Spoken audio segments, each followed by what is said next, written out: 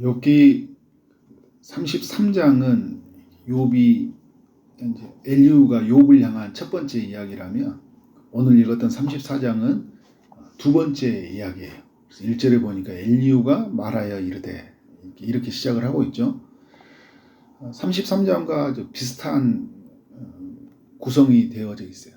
그러니까 33장도 보면 욥이 해서는 안 되는 말을 했던 말을 상기를 시켜주죠. 그리고 하나님은 누구냐 이렇게 욥에게 알려줬죠.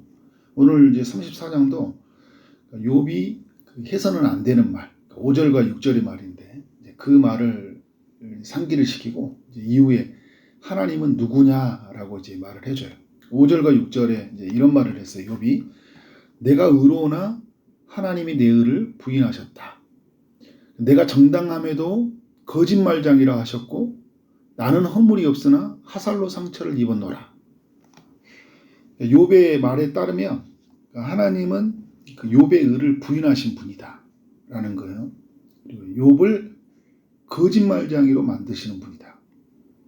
욥에게 하살로 상처를 입히시는 분이시다. 이런 하나님이 되는 거예요. 욥의 고백 속에서 이제 엘리후가 이렇게 고백하는 욥을 보니까 하나님의 성품이 훼손이 되잖아요.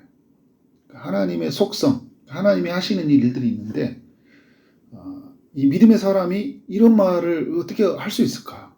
이런 말을 해서는 안 되는데 아무리 고난이 커도 이런 말을 해서는 안 되는 말이잖아요. 여러분 우리가 부모와의 관계에서 볼 때 내가 너무 힘들어요. 상처가 많고 고난이 많아요. 그래서 부모가 이제 어떤 말을 꺼내니까 상관하지 마.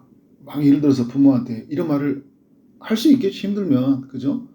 근데 당신이 뭔데? 막 이렇게 가거나 나를 언제 나를 살펴봤다고 하면서 막 부모를 막 그렇게 말을 하면 어떻게 돼요? 부모가 몹시 속상하죠. 때려 죽이지는 않지만 어떻게 돼요? 사랑하는 자녀니까. 그런데 해서는 안 되는 말이죠. 근데 욥이 지금 해서는 안 되는 말을 하나님 앞에 하고 있다는 거예요. 그러니까 쟤 때문에 고난받는 건 아닌데 고난 당하고 나서 욥이 이렇게 실수를 많이 하고 있다는 이제 그것을 드러내고 있는 거예요. 33장과 같이. 그래서 7절에서 이제 그 엘리후가 욥을 향해 책망을 하는 거예요. 어떤 사람이 욥과 같으랴. 욥이 비방하기를 물 마시듯 하고 있다. 하나님을 물 마시듯 비방하고 있다는 거예요. 8절 악한 일을 하는 자들과 한패가 되어 악인과 함께 다니고 있다. 그러니까 지금 욥을 보니까 악한 사람들하고 똑같다는 거예요. 하나님 믿지 않는 사람들하고 똑같은 거예요. 9절 이르시기를 하나님을 기뻐하나 무익하다 하는구나. 이렇게 하나님을 기뻐하는 듯 하지만 하나님의 필요 없는 것처럼 이렇게 그 이율배반적인 그런 모습이 이 엘리후에게 비춰지니까 엘리후가 이렇게 책망을 해요. 근데 여러분 우리에게 이런 모습이 있을까 없을까요? 우리에게도 많이 있어요. 고난이 찾아오잖아요. 그러면 되게 신실한 것 같은데 믿음 없는 말, 정말 해서는 안 되는 말을 툭툭 이렇게 뱉어버릴 때 있어요. 저도 보면 내가 그때 그런 말 하지 말았어야 되는데, 그죠? 하나님 앞에 부름받은 사람인데, 내가 하나님의 일을 하는 사람인데 그런 말을 하면 안 되는데 이렇게 실수할 때가 있어요. 내 힘듦이 어떻게 해요? 하나님 주신 은혜보다 더 앞서서 그냥 툭툭 뱉어버리는 거예요. 하나님의 은혜가 크면, 하나님의 사랑이 크면 그 사랑에 잠겨서 감사하는 말이 나오는데 내 상처가 은혜보다 크잖아요. 그러면 막 힘든 말을 해서는 안 되는 말을 툭툭 내뱉어버려요. 주변에 있는 사람들 그걸 보고 어떻게 돼요? 아이고 우리 목사님도 아이고 저 사람도 진짜 안 되는구나. 저 사람도 똑같네. 막 이렇게 생각이 들 때가 있다는 거죠. 하나님이 어떻게 했어요? 하나님은 우리 애를 보면서 또 크게 실망을 하죠. 근데 하나님이 침묵하셔요. 말 안 하시잖아요. 욥이 이렇게 툭툭 말해도.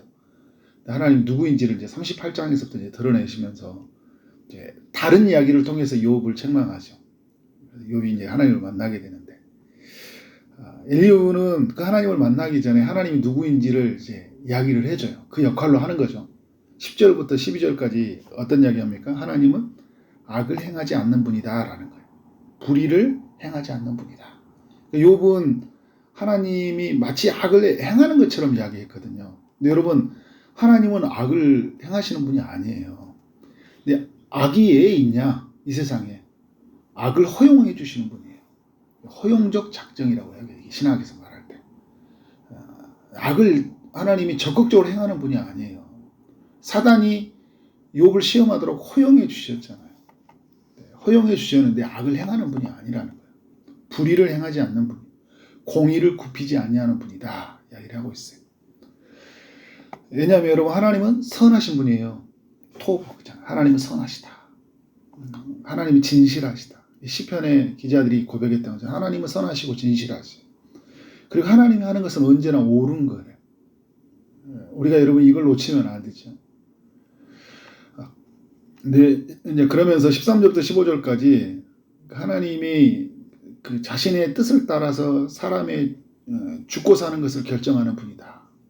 그러니까 사람에 있는 모든 것은 하나님의 그 결정이 하나님의 뜻을 따라 이루어진다라고 이야기해주고 있어요. 그리고 16절부터 20절까지 보니까 하나님은 왕과 지도자들, 고관들, 부자들이라고 해서 더 잘해주고 또 가난한 사람이 더 못해주는 그런 분이 아니에요. 하나님은 13절, 15절에 말했던 그 죽고 사는 것이 하나님의 뜻에 있다고 얘기했잖아요. 그러면 부자라고 해서 더 오래 살게 하고 가난한 사람이라서 더 적게 살게 하느냐? 그렇게 하나님 불의한 하나님 그렇게 하시는 분이 아니라는 거예요. 하나님은 공평하신다. 그래서 이들 중에 불의가 있다면요, 한밤중에라도 순식간에 죽게 하실 수 있는 분이라는 거예요. 누구에게만 뭐 어떤 엄한 잣대를 들고 누구에게만 유연하게 더 잘해주고 이런 분이 아니라는 거예요. 21절과 22절에 하나님은 인간의 모든 것을 감찰하신 분이다. 그렇기 때문에 악한 일을 하는 사람들은 하나님을 피하여 숨을 곳이 없다 이야기를 하는 거예요. 그러니까 여러분, 죄를 범해서 살아가는 사람들 하나님 앞에 다 드러나시죠. 그리고 고난 가운이 찾아왔을 때 욥도 죄를 범했잖아요. 이게 다 하나님 앞에 드러난다는 거예요. 다 하나님 앞에 보고 있는 거라는 거예요. 욥이 당신이 하나님 이 감찰하신 하나님 앞에 어떻게 하는 거예요? 그렇게 함부로 행동을 해서는 안 된다는 거예요. 다 보고 있다는 거예요. 하나님이. 23절부터 27절까지 하나님은 악한 사람들을 심판하시는데, 악을 심판하죠. 시간을 정해주지 않고 심판한다 이런 말이에요. 그러니까 내가 언제 너 이제 오늘 밤에 두고 봐, 너 오늘 밤에 혼낼 거야 이렇지 않고 어떻게 돼요? 불현듯 찾아와서 하나님이 심판하셔요. 언제 하나님이 그 공의를 만날지 모르니까 우리는 어떻게 돼요? 늘 하나님 앞에서 깨어서 있어야 되겠죠. 그러니까 욥은 어떻게 돼요? 이렇게 막 하고 싶은 말 다 하고 사는 게 아니라는 거죠. 하고 싶은 말 막 내가 막 지금 열받는다고 화난다고. 그리고 여러분, 힘들면 힘들다고 말하는 거 나쁜 건 아니에요. 욥기를 통해서 제가 말하는 거예요. 그런데 힘든데 우리가 넘어가서 해서는 안 되는 말들이 있어요. 하나님 저 힘들어요. 저 죽겠어요. 너 너무 고통스러워. 이런 이야기는 여러분 나쁜 건 아니에요. 그죠? 하나님, 당신이 어떻게 그럴 수 있습니까? 막 예를 들어서, 그죠? 살아있다면 나를 이렇게 하면 안 되잖아요. 막 하면서 했잖아요. 감정을 실어서, 그죠? 우리가 해서는 안 되는, 우리가 하나님을 경외해야 될 대상이죠. 아버지이지만 우리가 경외해야 될 대상이잖아요. 그죠? 두려워해야 될 대상이에요. 사랑의 하나님이지만 공의로우시기 때문에 하나님은 우리가 높이 올려야 될 분이잖아요. 우리는 하나님의 피조물이잖아요. 우리의 창조주이시에요. 전능자시죠. 28절에 하나님은 악한 자를 심판하심으로 가난하고 빈궁한 자의 부르짖음을 상달하게 하시는 분이시다. 29절에서 이야기를 하는 거예요. 하나님이 침묵하신다고. 우리가 어떻게 하지 말라는 거예요? 누가 그를 정죄할 수 있냐. 그러니까 하나님이 말하지 않는다고요. 하나님을 정죄해서는 안 된다는 거예요. 누구도 왜 하나님이 가만히 있냐 하면서 마치 그 가만히 계신 하나님이 없는 것처럼 말해서는 안 돼요. 하나님이 일하지 않는 것처럼 말해서는 안 돼요. 하나님은 여러분 어떻게 해요? 침묵으로 대답하고 계시고요. 그리고 하나님은 보이지 않는 곳에서 일하신 분이잖아요. 그래서 오늘 29절에 이야기하고 있잖아요. 그가 얼굴을 가리신다면 누가 그를 배울 수 있으리라.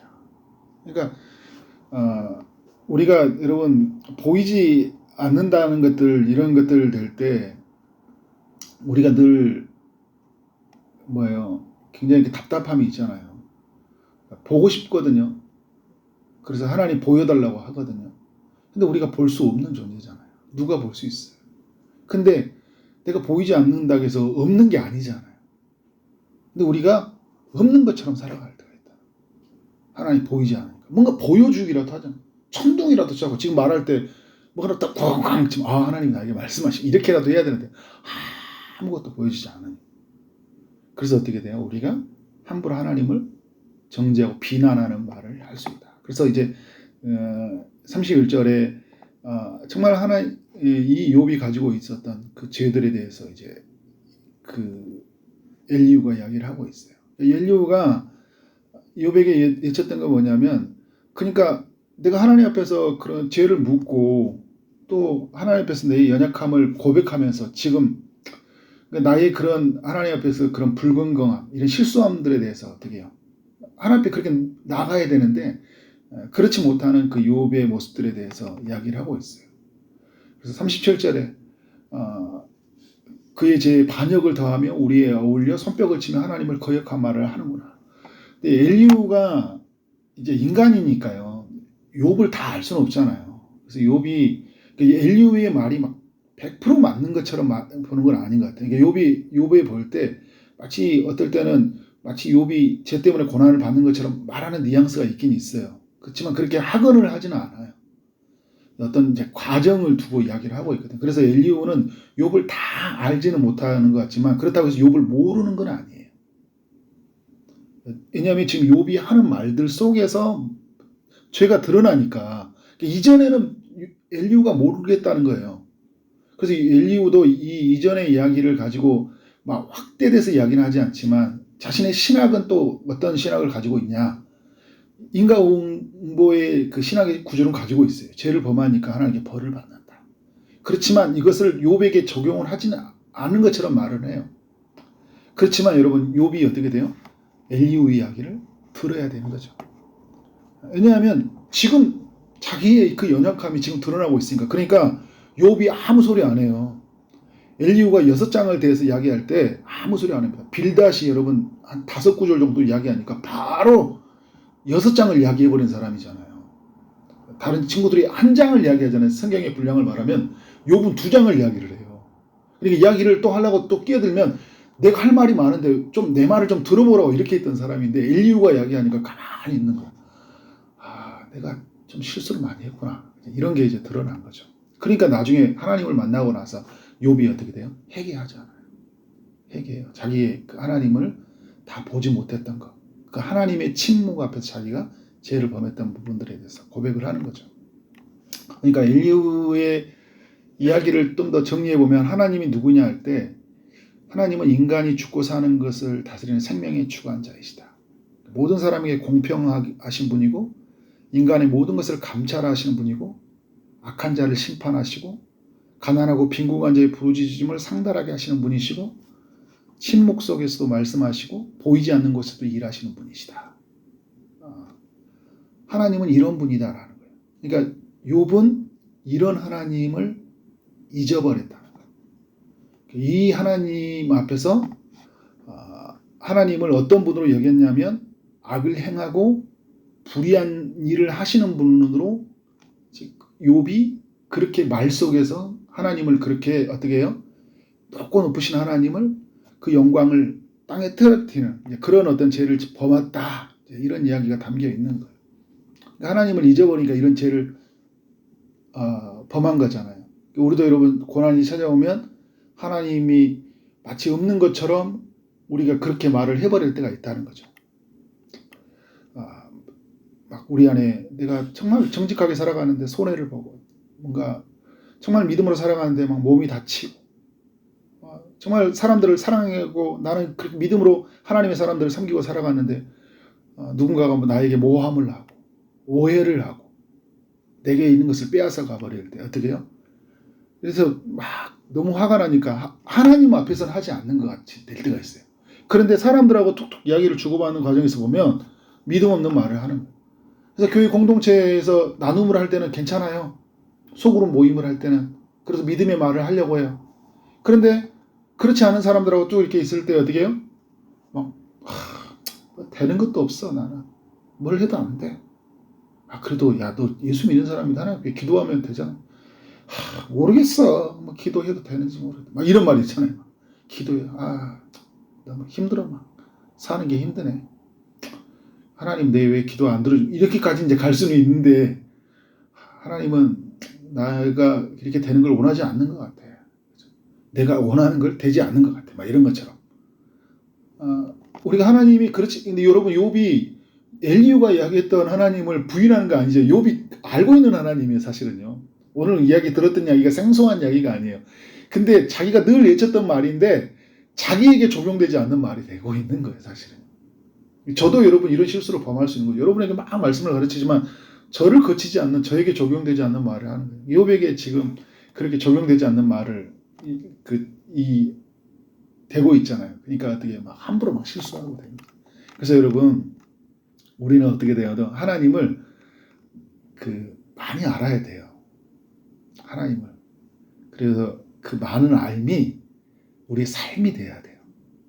그래서 고난의 한복판에 있을 때 그 알미 진정한 고백으로 나와야 돼요.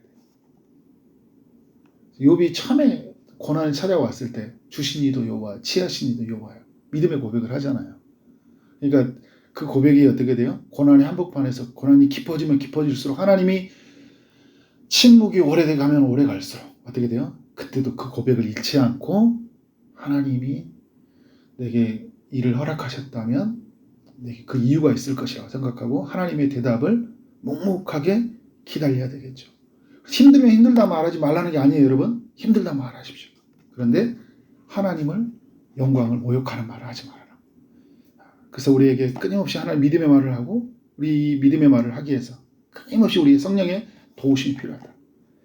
그렇게 살아가는 우리의 삶이 되어지기를 주님의 이름으로 축원합니다. 기도하도록 하겠습니다. 하나님 아버지 욥기 34장의 말씀을 통해 우리에게 교훈해 주시니 감사합니다. 하나님 우리 사랑하신 하나님 우리를 구원해 주시고 여기까지 인도하신 하나님 우리 이 하나님을 만남으로 말미암아 늘 하나님의 은혜와 사랑을 누릴 수 있음을 고백합니다.